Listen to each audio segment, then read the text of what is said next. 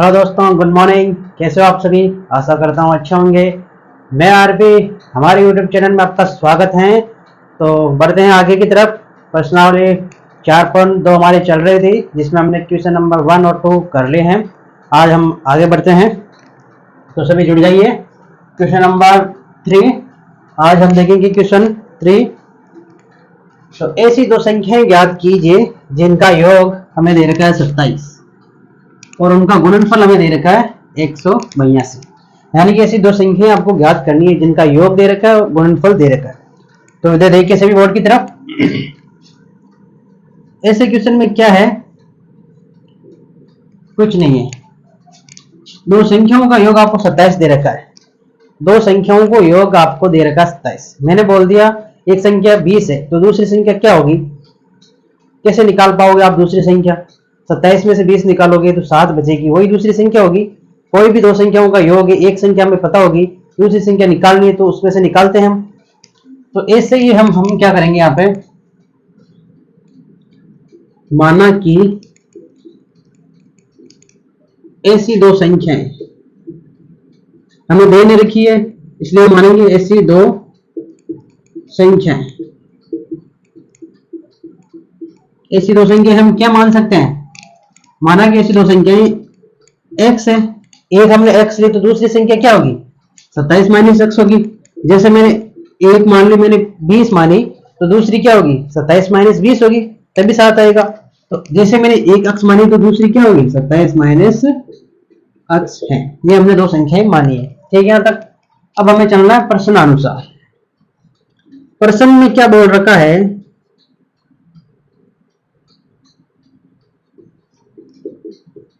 प्रश्न में हमें कह रखा है कि उनका गुणनफल हमें दे रखा है 182। तो गुणनफल कर दीजिए, x इंटू 27 माइनस एक्स बराबर 182। ये हमें क्वेश्चन के अंदर दे रखा है। दो संख्या है, उनका गुणनफल 182। ठीक है, कोई बात नहीं, गुणा कर दीजिए। 27 x से होगा तो 27x, x से होगा तो माइनस एक्स स्क्वायर बराबर 182। अब हम क्या करते हैं, 182 को इस तरफ लाते हैं, लेकिन हमें x स्क्वायर का गुणांक माइनस में, इसे प्लस में करना है। इसके लिए हम इसे उस तरफ ले जाएंगे, इसलिए हम इस पूरे के पूरे पद को उस तरफ भेजेंगे। तो इस तरफ क्या बचेगा? 0 बराबर के इस तरफ भेजेंगे 182 माइनस का 27x हो जाएगा, फिर ये प्लस का x स्क्वायर हो जाएगा। अब आपको पता है, इस इक्वेशन को आप अच्छे से लिख लीजिए। इधर लिख देता हूं मैं, एक्स स्क्वायर माइनस का 27x प्लस का 182 बराबर का 0। बराबर के उस तरफ 0 लगा दिया मैं, कोई दिक्कत? अब हमें क्या करना है, x square minus 27x plus 182 बराबर 0। यहां तक करने के बाद आपको क्या करना है? गुणनखंड करने। मैंने आपको बता रखा है गुणनखंड कैसे करना है। आपको गुणनखंड फर्स्ट पद और लास्ट पद को क्या करना है? मल्टीप्लाई करना है। इधर मैं रफ कार्य कर देता हूं। फर्स्ट पद 1 है, लास्ट पद 182 है। मल्टीप्लाई करोगे तो कितना आएगा? 182 आएगा। ठीक है, यहाँ तक। हमें क्या करना है? गुणा करने पर 182 चाहिए और जोड़ने या घटाने पर कितने चाहिए? माइनस के 27। यानी कि आपको पता है गुणा पे क्या चाहिए हमें? 182, जोड़ने या घटाने पर माइनस के 27 चाहिए। तो सबसे पहला काम हम क्या करेंगे, हम सोच नहीं पाएंगे बड़ी संख्या में, तो हम करेंगे 182 की गुणनखंड। 2 का भाग दीजिए, 9 बार 1 बार, इसमें 7 का जाएगा 13, इसमें 13 का जाएगा 1 बार, यानी कि 2 इंटू 7 इंटू 13, ये हमें गुणनखंड प्राप्त हुए। अब इन गुणनखंड को गुणा करके देखिए, ऐसी संख्या बनाइए जिससे माइनस 27 हमें प्राप्त हो जाएंगे। तो आपको पता है 2 को 7 से करूंगा तो 14 इंटू 13, 13 और 14 को जोड़ेंगे तो 27 हो जाएंगे। लेकिन किसके चाहिए? माइनस के। दोनों संख्या 27 से छोटी है, तो इसका मतलब हम दोनों संख्याओं को माइनस लेंगे, यानी कि माइनस के 14 लेंगे और माइनस के 13 लेंगे। इनको गुणा करेंगे तो माइनस माइनस प्लस 182 हो जाएगा, और इनको जोड़ेंगे माइनस 14 और माइनस 13 तो माइनस के 27 भी आ जाएंगे। ठीक है यहाँ तक। तो हमें क्या गुणनखंड प्राप्त हुए? एक्स स्क्वायर माइनस का 14x माइनस का 13x प्लस 182 बराबर 0। ये हमें प्राप्त हुआ। अब हम क्या करेंगे, x कॉमन लेंगे यहाँ पे, x बच जाएगा 14 बच जाएगा, माइनस इसमें 13 कॉमन लेंगे, x बच जाएगा, ये माइनस अंदर जाएगा, प्लस माइनस माइनस हो जाएंगे, 13 का भाग 182 में जाएगा 14 बार बराबर 0। ठीक है यहाँ तक। अब मैं नोट किया आप इसे, फिर करता हूँ आगे। आ जाएगा यहीं पे आ जाएगा, नीचे जगह है। अब x-14 कोष्टक के अंदर है, कॉमन ले लीजिए, x-14 कॉमन लिया तो जो बचा उसे लिख दीजिए, x-13 बराबर 0। कह रहे हैं कि x-14 ये भी 0 के बराबर है, x-13 ये भी 0 के बराबर है, तो रख दीजिए इन्हें। इधर कर देता हूं मैं, इधर, यानी कि x-14 ये भी 0 के बराबर होगा, x-13 ये भी 0 के बराबर होगा। ये x प्लस का उस तरफ जाएगा तो सॉरी माइनस का उस तरफ जाएगा तो प्लस का हो जाएगा, ये भी माइनस का उस तरफ जाएगा तो प्लस का हो जाएगा। तो हमें क्या प्राप्त हुआ, 14 और 13। यानी कि क्वेश्चन में क्या बोल रखा है, दो संख्या है जिनका योग दे रखा है, तो हमने सबसे पहला काम किया, एक संख्या x तो दूसरी क्या हो जाएगी 27 माइनस x। ठीक है, फिर प्रश्न के अंदर बोल रखा है उनका गुणनफल हमें 182 दे रखा है, तो हम क्या करेंगे, दोनों संख्याओं को गुणा करेंगे। गुणा करके लिखने के बाद हमें जो समीकरण प्राप्त होगी, ये समीकरण प्राप्त होगी, जो भी हम इसको आगे सोल्व करेंगे तो हमें x का मान 14 और 13 प्राप्त हो रहा है। तो x का मान क्या हमें प्राप्त हो रहा है, 14 और 13, यानी कि एक संख्या 14 होगी तो दूसरी क्या होगी 13 होगी, यानी दो संख्याएं क्या प्राप्त है हमें, 13 और 14। ये हमारा आंसर है। ठीक है, से नोट कीजिए। सभी का ध्यान बोर्ड की तरफ। क्वेश्चन नंबर 4, क्वेश्चन नंबर 4 में क्या आ रहा था, क्या बोल रहा है क्वेश्चन नंबर 4, दो क्रमागत धनात्मक संख्याएं हैं जिनके वर्गों का योग हमें दे रखा है 365, यानी कि क्रमागत धनात्मक संख्या। क्रमागत का अर्थ क्या होता है, क्रम से, यानी एक के बाद एक, यानी 1 2 3 ये क्रम है, 10 15 नहीं 10 11 12 ये भी एक क्रम है, ऐसे मतलब क्रमागत धनात्मक। धनात्मक यानी प्लस की होनी चाहिए, माइनस की नहीं होनी चाहिए। इसमें क्या बोल रखा है, जिनके वर्गों का योग हमें दे रखा है। तो सबसे पहला काम हम क्या करेंगे, संख्याएं में दे नहीं रखी है तो संख्याएं मानेंगे, माना कि दो क्रमागत धनात्मक संख्याएं में लेनी है, दो क्रमागत धनात्मक संख्याएं क्या लेंगे हम, x और क्या होगी x प्लस 1 है। कैसे है ये आपको, जैसे मैंने माना एक है, एक धनात्मक संख्या, तो इसके जस्ट आगे की संख्या क्या होगी, 2 होगी, फिर आगे की 3 होगी, 4 होगी। ये क्या है, क्रम से है। तो इनमें क्या हो रहा है, जैसे ही मैं +1 कर रहा हूं आगे वाली संख्या प्राप्त हो रही है, हमें +1 करने पे ही आगे वाली संख्या प्राप्त हो रही है, यानी कि मैंने x मानी 1 तो दूसरी क्या होगी x प्लस 1 होगी, यही चल रहा है। तभी कोई भी संख्या में +1 करते ही उसके आगे वाली संख्या में प्राप्त होती है, यानी वो क्रमागत धनात्मक संख्या होगी। अब प्रश्न में बोल रहा है उनके वर्गों का योग, तो वर्गों के योग कर दीजिए प्रश्नानुसार। क्या होगा, वर्गों का योग दे रखा है तो इसका x² प्लस x प्लस 1 का होल स्क्वायर बराबर कितना दे रखा है हमें, 365 दे रखा है, तो 365। कोई नहीं, अब लीजिए सोल्व कर लीजिए इसे, x² का x²। ठीक है, यहाँ तक ये a प्लस बी के होल स्क्वायर से खुलेगा, साइड में लिख देता हूं मैं, वैसे आपको याद हो जाने चाहिए। a प्लस बी का होल स्क्वायर क्या होगा, a² b² प्लस 2ab। ये जितने भी फॉर्मूला है a प्लस बी का whole square, a minus B का whole square, a plus B का क्यूब, ये फॉर्मूले लगभग सभी प्रश्नावलियों में काम में आने वाले हैं। तो इन सर्व समीकरणों को आप याद कर लीजिए। सर्व समीकरण बोलते हैं या फॉर्मूले बोलते हैं, ये आपकी ड्यूटी है इनको याद करना। तो अब यहाँ पे लगेगा ये, तो क्या होगा, सबसे पहले x का स्क्वायर प्लस 1 का स्क्वायर प्लस 2x इंटू 1। ठीक है, यहाँ तक बराबर 365। कुछ नहीं किया मैंने, a प्लस बी के फॉर्मूले से इसे खोला है। ये x² क्या हो जाएंगे 2x²। ठीक है, यहां तक a का स्क्वायर 1 होगा, 2 को x से करेंगे फिर 1 से करेंगे तो क्या आएगा, प्लस का 2x बराबर, इस 365 को मैं उधर लेके आ जाता हूँ, 365 को उधर लेके आऊंगा तो क्या होगा, माइनस 365 बराबर 0। ठीक है यहाँ तक। अब देखिए ये 2x स्क्वायर, 365 माइनस का है, ये प्लस का है, 365 में से एक जाएगा तो कितना बचेंगे, 364, प्लस का 2x लिख देता हूँ और ये माइनस के 364 बराबर 0।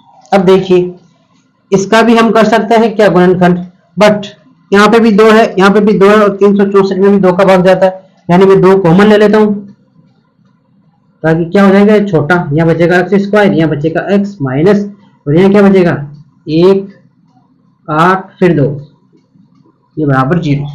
अब जैसे ये 2 इस तरफ जाएगा क्या हो जाएगा, 0 हो जाएगा, 2 का भाग इधर गुणा में है, इधर जाएगा तो सॉरी, हाँ इधर गुणा में है, इधर जाएगा तो भाग में हो जाएगा, 0 के अंदर 2 का भाग देंगे तो क्या प्राप्त होगा, 0 प्राप्त होगा। तो अब मैं लिख देता हूं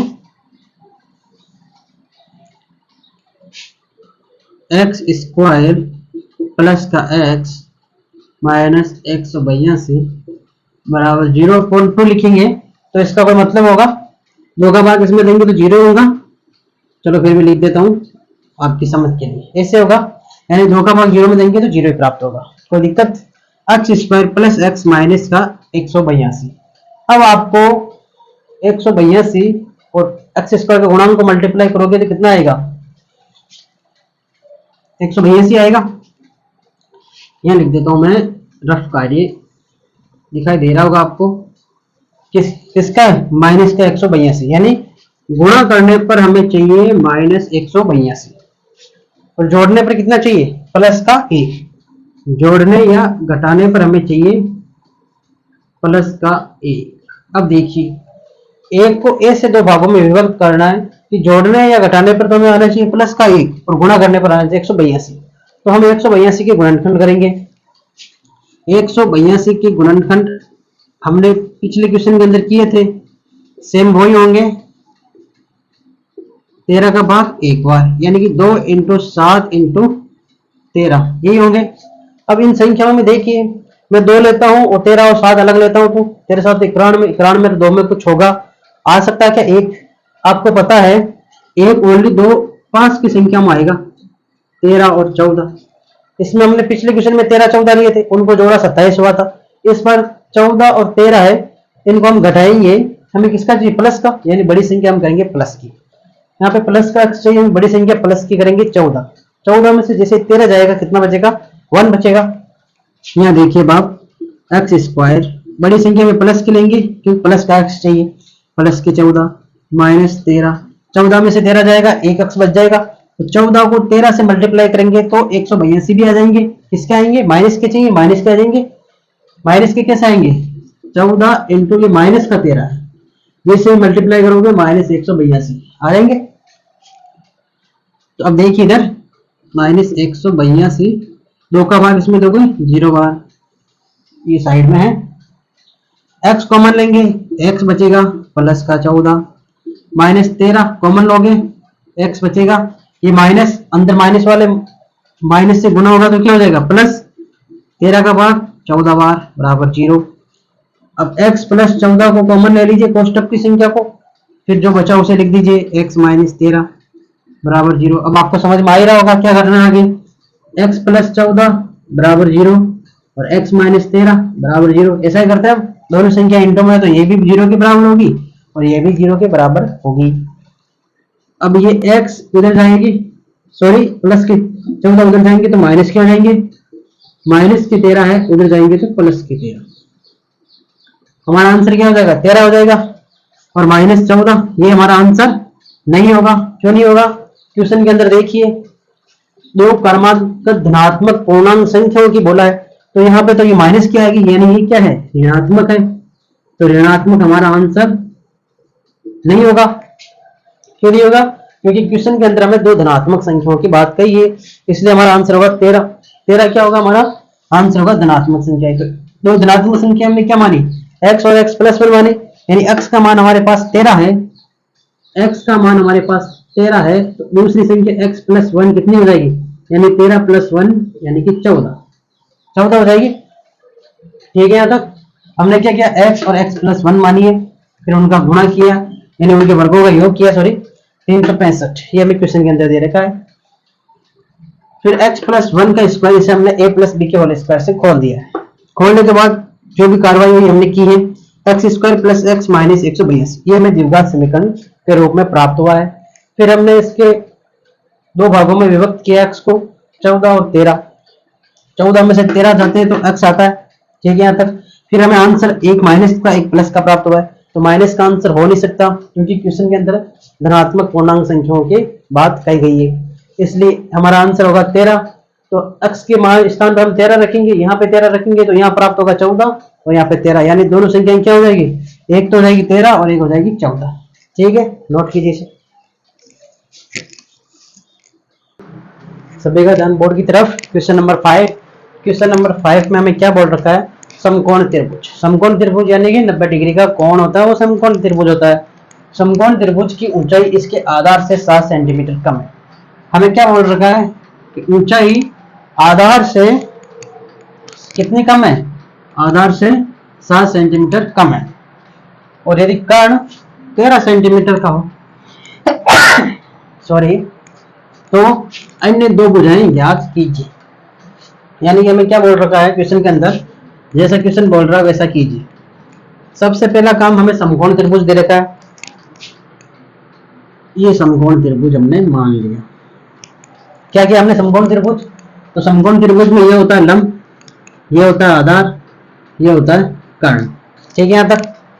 तो इसमें क्या किया, ऊंचाई इसके आधार से 7 सेंटीमीटर कम है, यानी जो भी ऊंचाई है, यानी कि ऊंचाई क्या है, ऊंचाई क्या होगी, लंब होगा, वो आधार से कितनी कम है, 7 सेंटीमीटर कम है। तो अन्य दो भुजाएं ज्ञात कीजिए। ठीक है, कर लेंगे ज्ञात। तो सबसे पहले हम क्या करेंगे, माना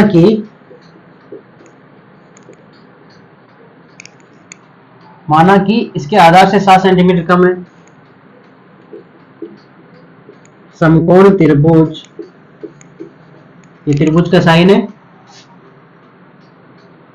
का आधार, आधार मानेंगे तभी हमें ऊंचाई पता होगी। आधार क्या है,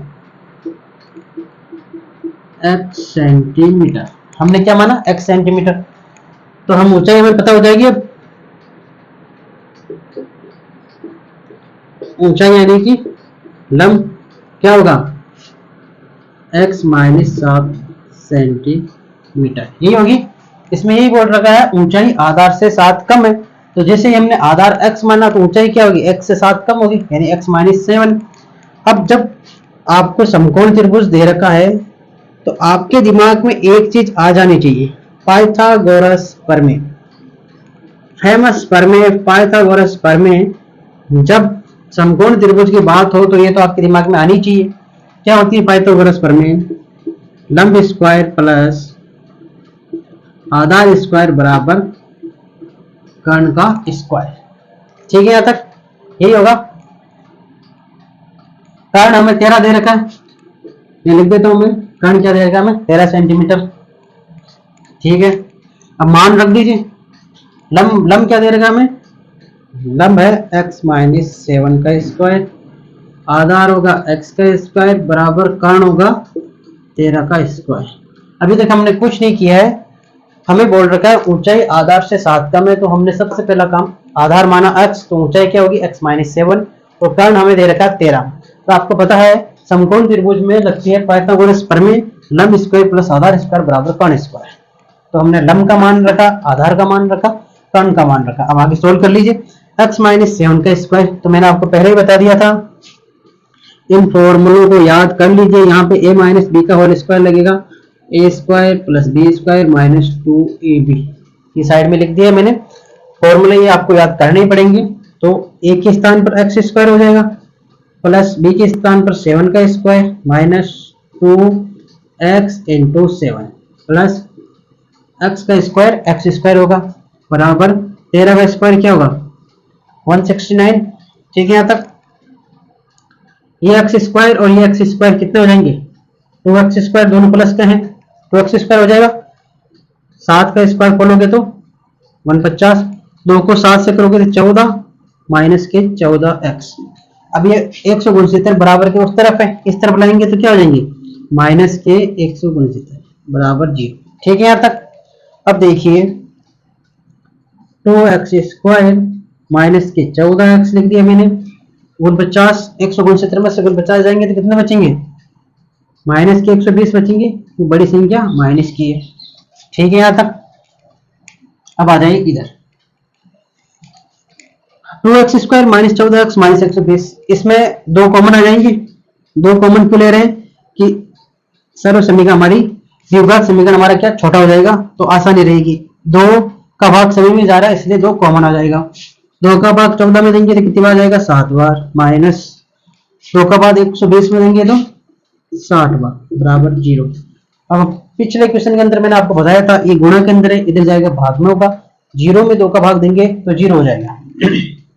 ठीक है, हमारे पास x² माइनस 7x माइनस का 60 ये बच्चा है, और ये उधर जाएगा, 0 में इसका भाग देंगे तो हमें 0 प्राप्त होगा। अब देखिए आपको आगे वाला और पीछे वाला पद हम मल्टीप्लाई करते हैं, कितना आएगा, माइनस के 60 आएंगे। गुणा करने पर हमें क्या चाहिए, ये रफ कार्य है, माइनस के 60 चाहिए, माइनस के 60 चाहिए। और जोड़ने या घटाने पर कितने आने चाहिए, बीच वाली संख्या आनी चाहिए। बीच में क्या है, -7 है, तो माइनस के 7 हमें चाहिए। ठीक है, अब ऐसी दो संख्याएं लीजिए कि हमें माइनस का 60 और माइनस का 7 प्राप्त हो जाए। तो आपको पता है ऐसी दो संख्याएं क्या हो सकती है, ऐसी दो संख्याएं क्या हो सकती है, सोचिए। ऐसी दो संख्याएं 12 और 5, 12 5 के 60 होती है। यदि मैं x² माइनस का 12x लूं प्लस का 5x लूं तो 12 में से 5 जाएगा तो कितना बचेगा, माइनस का 60 बचेगा। वैसे आप 60 के गुणनखंड करके दे सकते हो, उसमें 12 और 5 आएंगे। वैसे भी कर सकते हो, सीधा सोचना हो तो सीधा भी सोच सकते हो कि 12 में से 5 जाएंगे तो माइनस के 7 बचेंगे, और 12 को 5 से मल्टीप्लाई करेंगे तो भी 60 आएगा, माइनस का आएगा। 2 का भाग 0 में दोगे तो 0। ठीक है यहाँ तक। अब देखिए x² और 12x में क्या कॉमन आएगा, x कॉमन आएगा और x बच जाएगा माइनस का 12। 5 कॉमन लेंगे तो क्या बचेगा, x और 5 का भाग 60 में 12 बार बराबर 0। ठीक है यहाँ तक। x माइनस 12 सेम संख्या कोष्टक के अंदर कॉमन ले लीजिए, जो बचा उसे लिख दीजिए बराबर 0। ठीक है यहाँ तक। अब x माइनस 12 भी 0 के बराबर होगा और x प्लस 5 ये भी 0 के बराबर होगा, तो x माइनस 12 बराबर 0, x प्लस 5 बराबर 0 ये होगा। अब x माइनस 12 है, 12 को उस तरफ भेजेंगे क्या हो जाएगा, माइनस का है, उस तरफ भेजेंगे प्लस का हो जाएगा, और ये किसका होगा, माइनस का होगा। तो इधर देखिए अब क्वेश्चन के अंदर हमें क्या बोल रखा है, ऊंचाई लंबाई आधार कर्ण जो भी है ये क्या माइनस हो सकता है क्या, कोई भी ऊंचाई है वो माइनस हो सकती है क्या, कोई भी आधार है वो माइनस हो सकता है क्या, नहीं हो सकता। यानी कि ऋणात्मक तो नहीं हो सकता, क्या होगा, धनात्मक होगा। यानी x का मान हमें क्या प्राप्त हुआ, 12। ये हमारा क्या होगा आंसर। हमें क्या ज्ञात करना है, अन्य दो भुजाएं ज्ञात करनी। तो आपको पता है आधार आपने माना था x, यानी x का मान आया 12, यानी कि आधार क्या हो जाएगा, आधार हो जाएगा 12 सेंटीमीटर। तो लंब क्या हो जाएगा, लंब हो जाएगा 12 में से 7 जाएंगे, 12 माइनस 7 यानी कि 5 सेंटीमीटर, प्लस के 5 आएंगे। ये माइनस वाला नहीं होगा क्योंकि लंब हमेशा प्लस में होता है, आधार भी हमेशा जो भी होगा प्लस में होगा, माइनस में कैसे हो सकती है लंबाई जो भी है। इसलिए x का मान 12 आएगा, जैसे x का मान 12 रखेंगे आधार क्या हो जाएगा, 12 में से 7 जाएंगे तो 5 हमें प्राप्त हो जाएंगे। ठीक है, यहाँ तक नोट कीजिए इसे। सभी का ध्यान बोर्ड की तरफ। क्वेश्चन नंबर 6, क्वेश्चन नंबर 6 आपको बहुत बड़ा लग रहा होगा, जितना बड़ा है उतना ईजी है। ऐसा हमने क्वेश्चन नंबर 2 यानी उदाहरण 1 में हमने ऐसा क्वेश्चन कर लिए हैं। तो ये क्वेश्चन बड़ा लग रहा है लेकिन इजी क्वेश्चन है, थोड़ा बड़ा होगा लेकिन क्या होगा, इजी है, ज़्यादा लोड नहीं लेने का। तो आ जाइए क्वेश्चन की तरफ।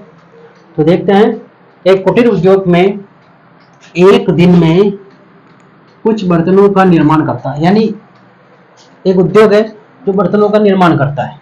एक विशेष दिन ये देखा गया कि प्रत्येक नग, यानी कि प्रत्येक नग की निर्माण लागत उस दिन कौन से, ये उस दिन वही है जिस दिन बर्तनों का निर्माण हो रहा है, उस दिन के निर्माण किए गए बर्तनों की संख्या के दुगने से 3 अधिक है।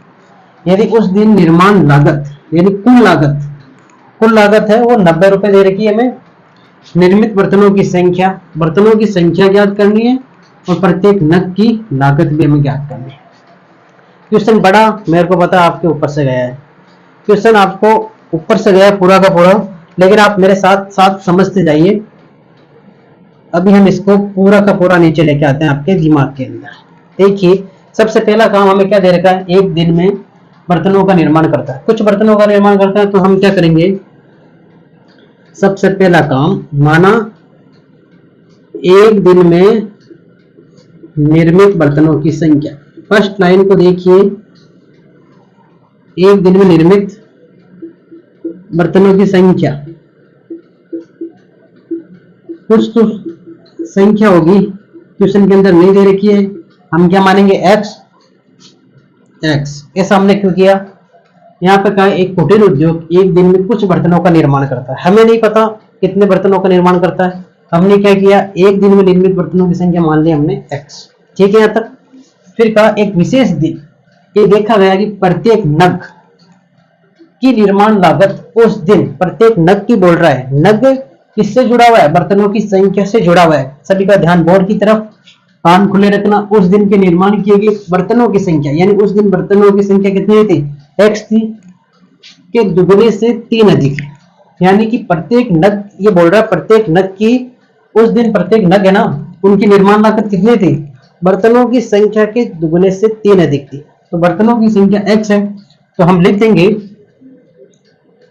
उस दिन प्रत्येक नग की निर्माण लागत, नग की क्या याद करेंगे हम, निर्माण लागत। प्रश्न के अंदर बोल रखा है निर्माण लागत क्या है, निर्माण लागत है, रो में क्या दे रखी है, बर्तनों की संख्या है, ये एक्स, इसकी दुगनी है, इसकी दुगनी क्या होगी, 2 से गुना करने पर दुगनी हो जाती है 2x। दुगनी से कितना, दुगनी से 3 अधिक है, 3 अधिक का मतलब इसमें +3 जोड़ दीजिए, अधिक हो जाएगी। अब प्रश्न में आगे क्या बोल रखा है, उस दिन निर्माण लागत 90 रुपए थी। 90 रुपए क्या थे उस दिन, कुल निर्माण लागत, ये प्रत्येक नग की है निर्माण लागत। अब ये कुल निर्माण लागत हमें दे रखी है 90 रुपए। हाँ चालू है, 90 रुपए, ये हमें क्या दे रखी है, कुल निर्माण लागत। अब कुल निर्माण लागत कैसे आती है, आपको पता है, आपके पास माना कि 10 बर्तन है, 10 बर्तन है, प्रत्येक बर्तन का मूल्य आपको दे रखा है 15 रुपए। आपके पास 10 बर्तन है और उनका मूल्य कितना है, एक बर्तन का, यानी प्रत्येक बर्तन का 15 रुपए। टोटल कितने हुए, टोटल कितने रुपए होंगे, 150 रुपए होंगे। कैसे, हमने कैसे प्राप्त किया, हमने क्या किया, आपके पास 10 बर्तन है, प्रत्येक बर्तन का मूल्य 15 है, 15 को जैसे 150 से 10 से करेंगे तो क्या प्राप्त होगा, 150, यानी एक बर्तन का मूल्य 15 रुपए, तो 10 का कितना हुआ, 150 होंगे, 150 आएंगे। कैसे किया हमने, गुणा करके। तो यहाँ पर भी यही बोल रखा है, हमें क्या बोल रखा है, एक दिन में निर्मित बर्तनों की संख्या, यानी एक दिन में कितने बर्तन बन रहे हैं उनकी संख्या, 100 150 जो भी हो उनकी संख्या हमारे पास है x।